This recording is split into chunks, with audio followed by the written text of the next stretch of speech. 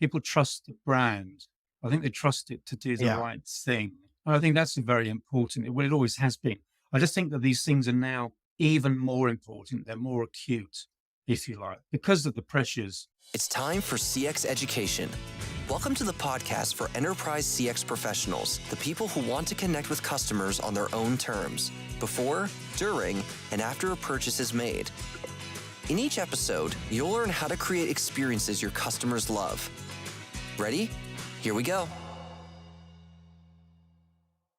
Hello and welcome to another episode of CX Education. I'm Sunny Dhami, and this episode is brought to you by Cinch, a platform that helps businesses create mobile experiences customers love by connecting them with audiences on their own terms, when, where, and how they want. Today, I'm super excited to announce our guest, Andrew Busby. Andrew, thanks for joining me today. Today's session will be all about retail. And Andrew is a true veteran in the retail world. He's a retail writer, a global retail influencer, a former Forbes contributor. He has an Amazon best-selling book with Harry Was Right All Along. He's currently a global industry director for retail at Software AG, and also the founder of Retail Reflections. That's a whole host of retail titles there. Andrew, in your past, are you happy to just walk us through on that journey that's got you to where you are today?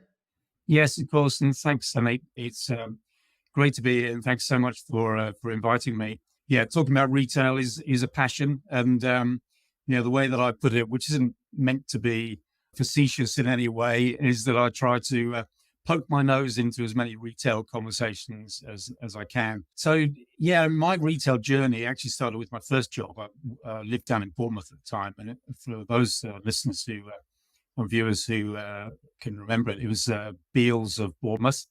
And I was a hardware store man. And in those days, we didn't have barcodes. So I used to have to take the goods in, check them in, price them up with a pricing gun, and then get them out on the floor.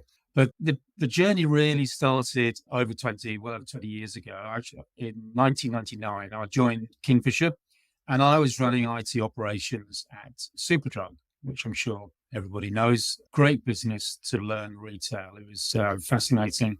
Very, very, the whole business.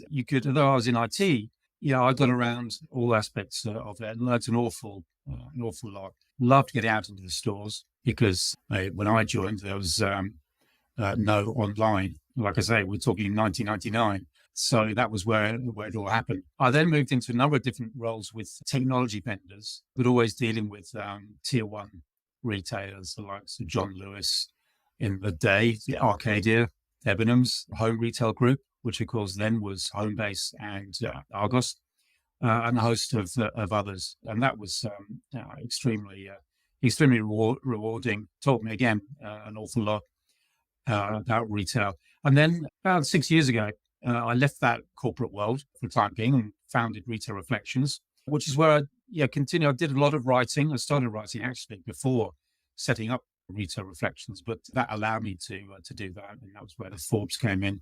And I've written for a number of other publications over the years. And speaking as well. So I've spoken at retail conferences all around the world. And again, that's I love doing that, and it's great. And it does go to it proves to me that we do need to be there in person in real life. Of course, the pandemic paid to that for a couple of years, but that's again another very rewarding part of it. And I should say because I was at an event not so long ago, and I said to people talking about the book, and they I said, well, who do you think the Harry is in the book? And somebody piped up and said, Harry Potter. And I said, well, no, the clue is it's a retail book, but maybe we'll come back to that. And then kind of finish off the story about the journey. And earlier this year, actually, back in March, I decided that, I wanted to, if you like, take a lot of that experience and that knowledge and then use it again in a corporate role. And this one, I'm really fortunate with Software AG, who we're German, as the name suggests, software company, work with an awful lot of major retailers around the globe. And it is a global role. So it gets me out and I'm, talking to our teams.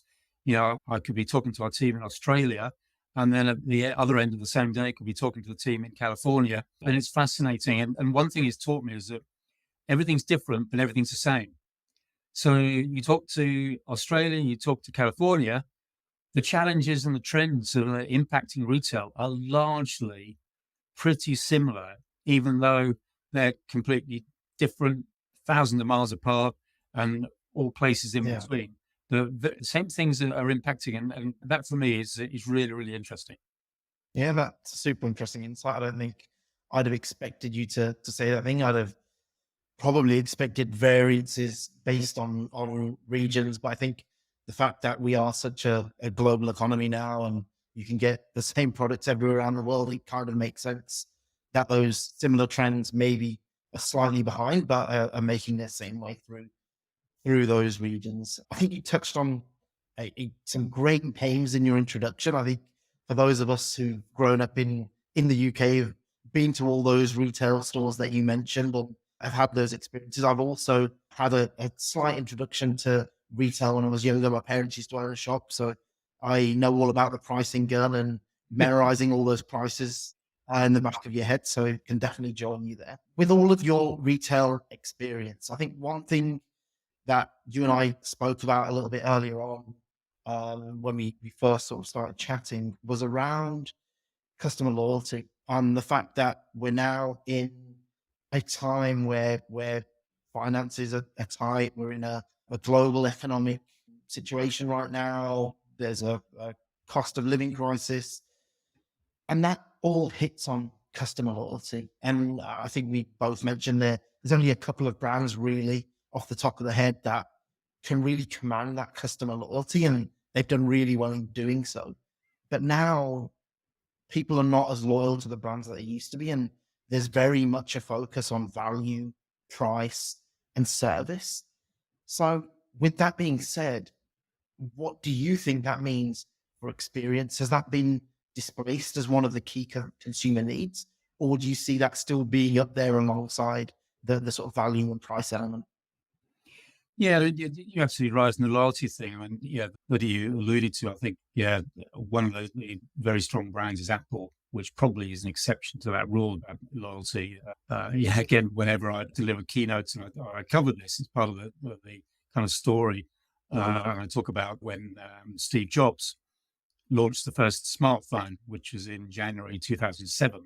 And then, of course, I have to point out that actually Android's better. But it's interesting as well. I asked the audience to put, how many people have got an iPhone, and almost every time it's about 75% of the audience have got an iPhone. So there you go. Yeah, I feel sorry for you. But anyway, but no, yeah, Apple an exception. But generally, yes, I think you're absolutely right.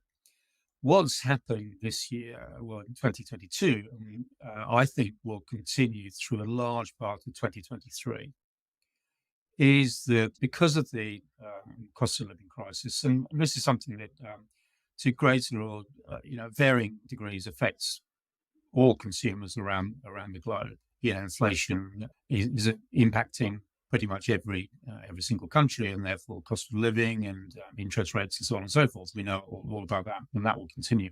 And so what I think perhaps bread is a different type of consumer.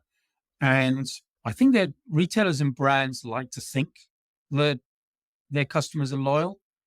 As I say, with certain exceptions, I think they're loyal at the moment of the transaction.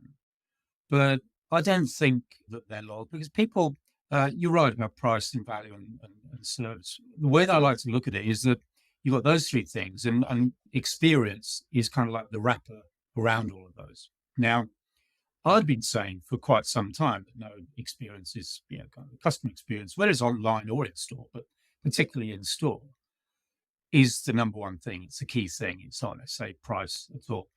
Obviously, it depends on the sector. For example, luxury, that's largely, as you might expect, hasn't been impacted nearly as much as some of the other sectors. And of course, you can't really compare luxury. If you're buying a watch, for example, 20 grand watch or what have you, where you're doing your grocery shopping. It's completely different, obviously. Yeah. But I think that if we take grocery as an example, people, apart from the fact that if they're fortunate, they have a car, They're probably thinking about, do I drive around to find, because I'm going to be burning petrol, which is going to cost me anyway. But I think that people are going to, they're going to move between brands far more than they ever have. And the thing about loyalty is that we're loyal to our family. We're loyal, perhaps if we've got a dog or any other pet, for that, we're loyal to that. We're not loyal to a brand as such. We might have our favorites. We might prefer Coke to Pepsi, or, as we've already mentioned, Apple to iOS to Android and what have you. But generally, we don't go through that process where we think, well, yeah, that's I'm absolutely going to stay with that one. I think it particularly applies actually to grocers, to the supermarkets. So what's the implication of all that? Well, that's all a reflection on changing consumer behavior. So for retailers, they really want to try to understand the customer journey. I would say that's nigh on impossible at the moment, because we, ourselves, and everybody, we're all consumers. And I think we're very, very unpredictable. We're very, very promiscuous in the way that we shop now. And that will continue, I think, certainly through most, if not all, of 2023. And in some ways, it's exciting because retailers are going to have to come up with ways to try to gain that back. Lifetime customer value is going to be customer lifetime value even is going to be really, really important. It's not just about attracting people to retain. You've got to give customers a reason to come back. I'll give you a small example. I'm just in the process of buying a watch. It's not as expensive as the example I just gave, but I'm buying it online from a dealer that I know. And so they said, well, can you send us your wrist measurement? So there's a very good, where I am in Sussex, near me, there's a very good dealer who I've done business with before. So the other day I walked in there and I said, well, look, do you mind if you do it for me? Because you'll do it properly, accurately, and know how much kind of slack to. Could you just measure my wrist for me? I'm sorry, but the watch, I'm not purchasing it from you, but, anyway. No, they didn't want to help me. And I'm like, why would you not? It's a simple thing to do. What's the, no, they didn't. They're evasive. And so in my mind, I'm kind of thinking, okay, is that going to be the first place that I return to next time which there will be, hopefully, next time I want to buy a watch. So for me, that's strange in a way, because I think for all retailers now, from this one was a small independent high street retailer to the largest chain, you've got to be absolutely laser focused on your customer. And as I said earlier, give them an excuse, give them a reason to come back to you. This particular experience is, because it wasn't so positive, I've recounted it here. And what does that tell you? And that gives me the opposite of a reason to go back there. It gives me the reason to go somewhere else. Yeah. So I think that is extremely, particularly now, it's extremely important for every retailer. Yeah. But I suppose I was fully expecting that tale to be a triumph of the high street, where they took the model you were looking for, told you they'd be able to find it. But if that hadn't been that interaction, would you have been more inclined to stay with them, perhaps, if they'd have measured your wrist and given you a very similar deal to the one you were finding online? Would that have been enough to sway? Yeah. I think again, the relevance of all of this is, I think that we, again, as consumers, so, I think the likes of perhaps you and I and so forth, when you're working in the industry and so forth, I think we tend to forget that we're far more attuned to what's going on than the average, and not to be disrespectful, but the average consumer doesn't think and look at things the same way as we do. I was talking to a friend of mine not so long ago, and he said that he needed to grab something from Sainsbury's Homebase. Well, Sainsbury's sold Homebase about, what was it, 12 years ago or something like that? He still thinks of it as that. And so it might sound a bit ridiculous, but that's the way most people think. They haven't got the time or the inclination or the experience or the knowledge or whatever you want to call it to think in these ways. Yeah. But it equally affects them perhaps on a subconscious level.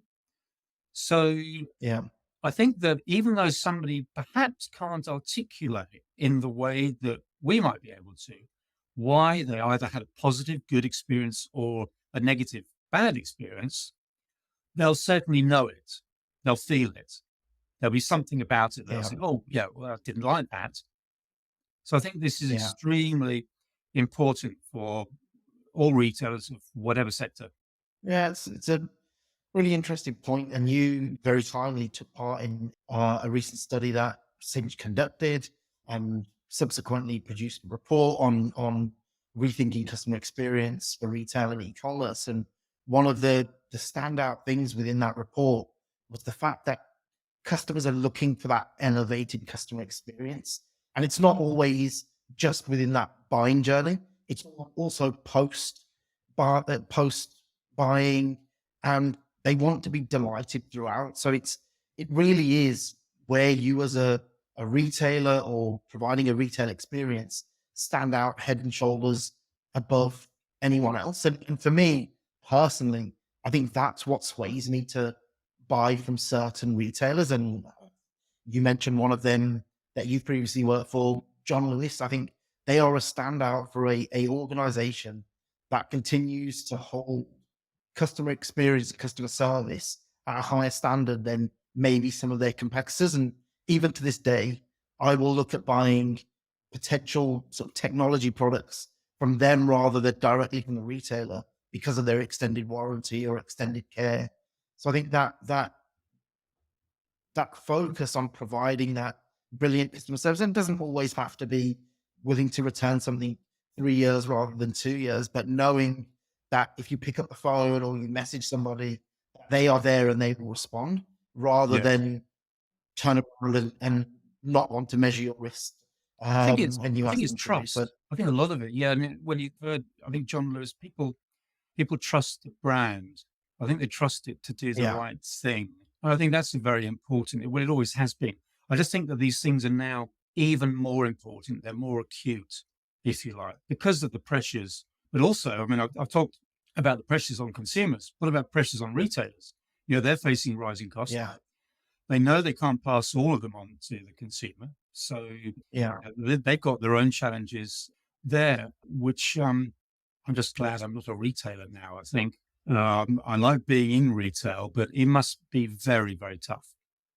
Well, yeah, I think we've seen, especially over the last sort of 18 months, the number of acquisitions and high street stores falling into bankruptcy and being bought out. It's a shame to see. Many of the names you mentioned have been bought out by other groups and on other organizations now. It's there is a lot of pressure and a lot of focus on cutting those costs and reducing their outlay. So how do you feel moving forward, both the high street and online can sort of cohabit, or do you see more and more moving online? Because pre-pandemic we saw a lot move online, and then obviously during we were all online by as much as we could because we couldn't spend on anything else. Yeah. And now there seems, from my perspective especially, there seems to be the return of experience stores rather than actually going out to buy. So for TVs or technology, again, I interest in technology, but you see a lot of experience stores where you can go and try out their products and see them, but they're still pushing you to buy online. So what do you see as the future of high street versus online? So, yeah, it's interesting, and also interesting the way you describe it there. So I don't see it as high street versus online, because that suggests that there's, and you may not have been, but anyway, it suggests that there's competition there and it's one or the other. And of course, I think, so in other words, what I think we're seeing now is the convergence. And so it'll become one. So as consumers, we don't consciously think, oh, right, yeah, I'm on my smartphone now, and I'm shopping on my smartphone, or I'm on the laptop, or I'm on an app, or I'm scanning a QR code, or you know what I mean, or walking into the store. We don't think in that way. We just think that we're engaging with that brand. But here's the thing. We expect that brand to know about all our engagements. And we also, and this is one area I think which is interesting about retail. And I think retail is particularly poor at learning from other sectors. So, for example, the airline industry, okay, perhaps not the best consumer facing, but anyway, we'll use it as an example. for as long as I can remember, I don't know about you, you've flown either first class business or, for me, mostly now premium or economy, premium economy if I'm lucky. And so it segregates its customer base. And hey, if you're, a VIP, you've got all those points, you go up front, you turn left when you come on board. The rest of you, you turn right and get back there and don't make a fuss. So why don't we have that in supermarkets? In supermarkets, depending on the time of day and also you're more likely to have to work there yourself. In other words, you have to go around the store, you have to fill your own basket or your own trolley, and then you have to go and you have to stand it all yourself and pack it and take it to the car. Well, why not, if you're a VIP customer, why can't you have some or all of that done for you? Now, that might seem a bit extreme, but actually it's going back to the days before supermarkets when we were served instead of serving ourselves. And the genie's obviously out of the bottle, and I don't think we are going to go back because the economic model, the commercial model wouldn't probably, I'm sure it wouldn't work. But you get my point from that point of view. But going back to what you're saying about online, and we retailers for years thought in terms of channels.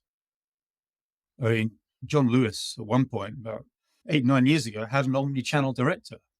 I don't think any of you got that, but that immediately said that they're thinking in terms of different ways. And of course, the thing that whenever you hear about a retailer looking at closing down a store, they refer to the profitability of that store.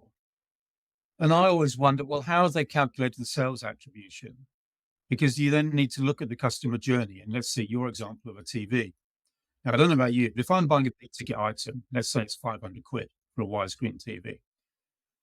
Okay, I might just go online and click buy. Thank you very much. But I'm only probably doing that because I've done my research. And all right, I've done my research online, but I might have gone into the store and I might have looked and felt and touched and watched and all the rest of it. They don't know that. The retailer doesn't know that. All they know is we bought it online. But if the store hadn't been there, would we have bought it from that brand? Maybe yes, maybe no. So I think what we're seeing, which I think is a good thing, is the convergence. So it all becomes one. And what I'm seeing is that people now are expecting and wanting to see that digital experience extend into the store. I think that's very important. They want, because they do, as I say, they don't think in terms of channels. And that isn't necessarily using a kiosk in store. It's using their own devices. They want to have all that access. Yeah, and we're seeing a very similar thing, not only just from the way you want to shop, but then the way customers want to be treated and acknowledged in terms of when they speak to you in store and then go and speak to somebody on the chat, on the website or via messaging. They want that conversation to be seamless. So not have to re-explain themselves again. One of the other key findings we found in that report was that actually more and more people want two-way communications rather than one-way. So when a brand is sending you a marketing message or a promotion, you want the ability to go back and ask questions rather than, if John Lewis sends me a promotion, I don't want to have to go to their website, find the promotion, then find their chatbot, see if anyone's online and speak to them about it. I just want to have that interaction, as you said, on the device I'm on that I got that communications on. So I think there is a big focus on that convergence, not just of the online and in-store experience, but also the data experience and more communication experience of when you're interacting with a brand. It should be done seamlessly across any device, any channel, anywhere. Absolutely. That's the challenge. I mean, retailers they've got a mountain of data. And the challenge is to figure out what is the good data and what's the fairly useless data, and then how to use it to be able to do exactly what you just described. We're not there yet. Look at personalization. If you think of personalization as Mount Everest, I don't think we're even yet at base camp. And the reason why I say that is, do we ever see any proactive, relevant marketing? Because let's face it, I mean, we all use social media to greater or lesser extents, and we'll have our favorite, whatever it happens to be, from TikTok through to Instagram to Twitter and all things in between. And if somebody was able to take all our content, all the output that we put out, over the last maybe couple of years, they would know, I'll speak for myself, they would know pretty much everything there is to know about me that's relevant for them, if you like, as a brand. They would know, okay, we mentioned watches, like my cars. They'd know where I'll be on holiday, what my pastimes are, like playing tennis. And, it goes on and on and on. But I don't see any evidence of that at all. I often, a lot to various different retail experts in conferences. And I remember 5-6 years ago, so we would, artificial intelligence and machine learning and so on and so forth. And this is going to change everything. No, it hasn't. Yeah. All you need to do is look at the subtitles to any YouTube video or any BBC broadcast or whatever, and that tells you that we're a long way away. I'm not even there talking about personalization, but So I think that's not meant to be negative, because that means that the future is really exciting, because we will get there. It's just that don't try, not you, obviously, but I would say to people, don't try and convince me that we are, because we're not, and here's why. So it means that the future is I'm looking forward to it. Yeah, I think you've really hit the nail on the head there. We work with a number of clients and potential prospects on that, and I think the way you put it is, personalization is Mount Everest right now. It's where a lot of retailers want to be, but they're not quite there.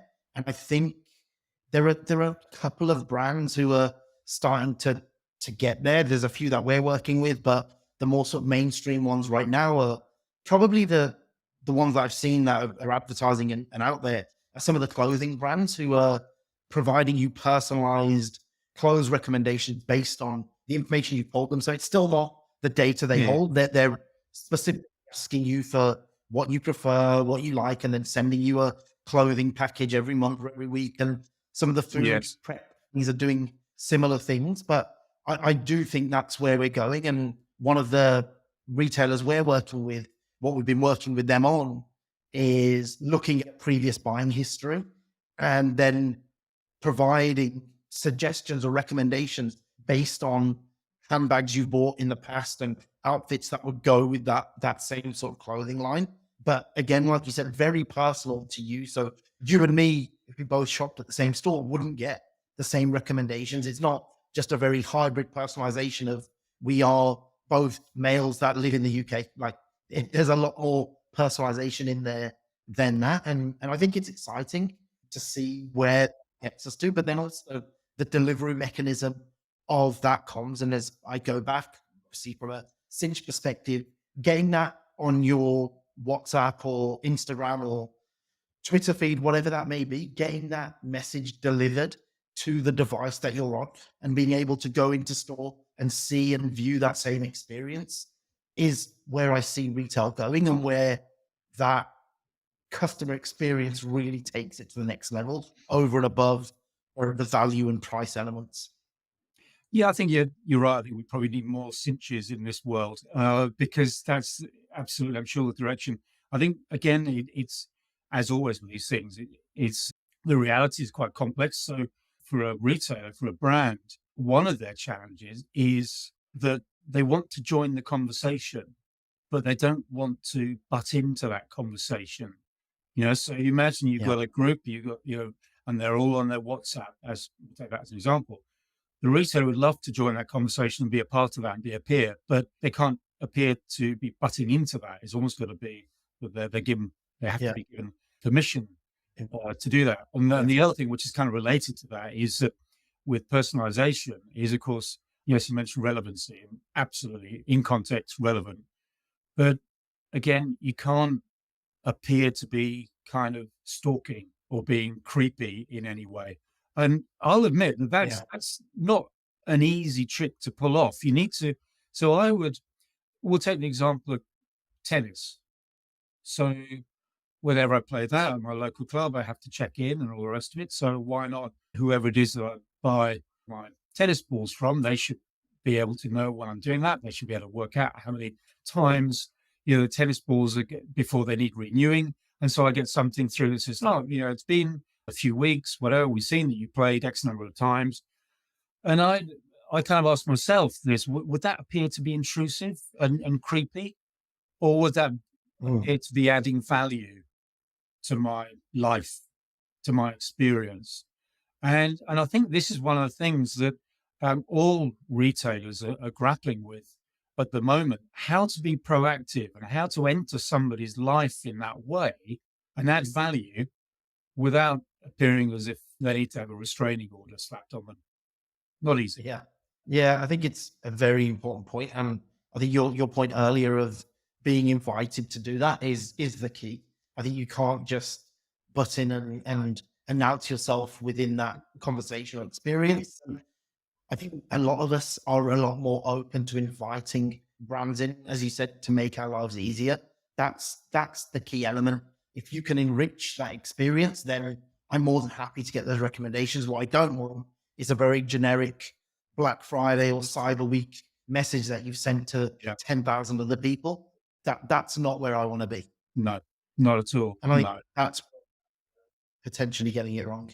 Yeah. And if you bought, I don't know, let's say in the summer, you bought a new barbecue online, you don't then want to be swamped with ads for, do you want to buy another barbecue? Which happens. Yeah. It still happens now. I mean, we know, who the main culprit is there. Why on earth for a company that actually is a technology and boasts and prides itself on its artificial intelligence and so forth and the data that it holds on us, why on earth would you do that? Yeah. I don't understand it. But we'll get there. Yeah. We'll get there. Yeah. So it's been a great conversation. I know we've spoken for a little bit, but one thing I'm really interested in hearing from you with your vast experience in retail and the retail evolution that we've seen, what are your top predictions for the 2023? Obviously, it comes to the end of a year and the start of the next one, and this is the top question that people want to find out and hear. But I'd love to know what you think will be happening, will be changing in retail in 2023. Well, I think, yeah, you're absolutely right. And, around about this, the time of year, end of one year, start of the next, then, this is something that, comes front of mind for a lot of people. I think that I'll call them challenges. So cost of living, inflation, interest rates, and so on and so forth. That as challenges for retail and for consumers, that's going to continue. It will ease off. Where the forecasts are that it will ease, but it's still going to be there very much so right the way through 2023. So in other words, that in itself will create, if you like, it will dictate to a large extent the sorts of trends that we're going to see. So we're seeing in grocery at the moment more frequent shopping, smaller basket size. That will probably continue. I think that's because people actually an uptick in convenience stores, which is really, really interesting. Because of course, convenience by the very nature is usually at a different price point, a higher price point. So I think it's actually, if you go to a supermarket and you fill up your trolley, you're talking about £100 plus easily, probably 150. And that suddenly becomes a big ticket item. So what people are doing is kind of, we're psychologically kidding ourselves. We're only spending a small amount. It's a bit like the person who says, well, I'm not affected by petrol prices because I only put £20 worth in at a time. It's the same psychology. So we're going to see that. But one thing kind of outside of that, which I think we should definitely expect to happen more and more of, and that is in clothing, in fashion, and that's the pre-owned, pre-loved, call it what you like, the second-hand market. More and more are doing that. Primark recently announced in, I think, 3 of their stores, including the one at Marble Arch in London. They're doing that. New Look have got a partnership where they're doing that. We know about the recent, although look at me, I'm not a Love Island audience, but I was aware that eBay were, as opposed to, I think it was Pretty Little Thing or Misguided, one or two. Anyway, so I think that fast fashion in that sense is going to have to grow up because people are going to, and I think that's shaped by a number of things. Yes, we all want to be seen to be caring for the planet and being responsible consumers. So I think the age of the responsible consumer we should start to see emerge from 2023. In other words, emerging from the post-pandemic, and it's not over yet, as we both know, because we've had to reschedule this a number of times because I've gone down with COVID. So that's given me a bit of a lesson that it's not, so that's not over. And so that will still shape to a certain extent people's behavior. But we're emerging from that, thank goodness. And we will emerge from this cost of living crisis, but we'll emerge differently as different consumers. Yeah. So I think that is one of the main trends that we should see. The other one, which I really hope we'll continue to see, is the whole thing about shopping locally. And that's not to say, oh, I don't like the chains and all the rest of it. No, most are great and they do what they do. But I think that more people are thinking, well, yeah, I really ought to support my local independent shopkeepers and so forth, because they're what keep my high street and therefore my community, if you like, going. Yeah. So I hope that we'll see more of that. Cool. Well, thank you for those predictions, and we'll look forward to see how true they are and how they come out. And I'd really, really like to thank you, Andrew, for the conversation today. I thoroughly enjoyed the time, and it's just gone by in a flash. No, so thank you pleasure. very much for your My time. pleasure. Yeah. And I would say, to close off, that I mentioned it earlier, the Harry in the book was not Harry Potter. It was, of course, Harry Selfridge. Because what he was saying over 100 years ago, and remember, Google is your friend. Have a look, see what he was saying over 100 years ago when the store opened in 1909. It is as relevant now as it was then. It's amazing, what he was talking about the way that a store should provide a space for its customers to come and interact and socialize. Yeah, very, very interesting. So good on him. That's great. Thank you very much, Andrew. And for our listeners, thank you for listening, and we'll speak to you again soon. Thanks. That's it for this episode of CX Education. Thanks for joining us. This show is brought to you by Cinch, the technology company that helps you create mobile experiences your customers love. Did you enjoy the episode? Then make sure to subscribe to CX Education wherever you listen to your favorite podcasts, or visit cinch.com/podcast to get instant access to all the latest episodes.